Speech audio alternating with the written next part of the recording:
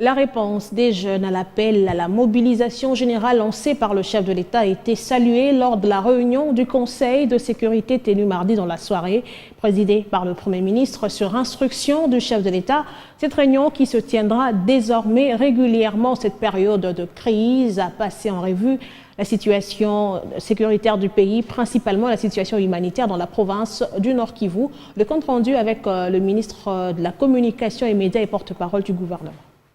Sur instruction du commandant suprême,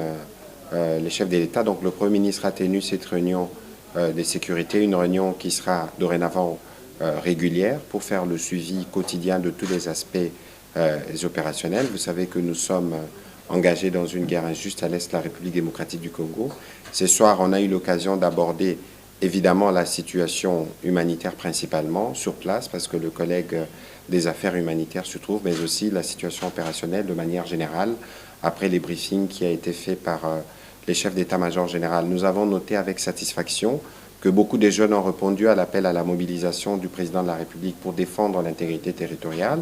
Nous encourageons d'autres à faire comme cela pour nous assurer que nous mettons tous en ordre de bataille pour la défense de la patrie, mais vous savez que faire des opérations, cela suppose aussi des questions liées notamment à la prise en charge et tout le reste. C'est ce qui justifie la participation à cette réunion des ministres de Budget et Finances, parce que nous voulons nous assurer que tout est mis à la disposition de ceux qui doivent défendre la patrie et pour que nous puissions sortir victorieux de cette guerre injuste qui nous a été imposée.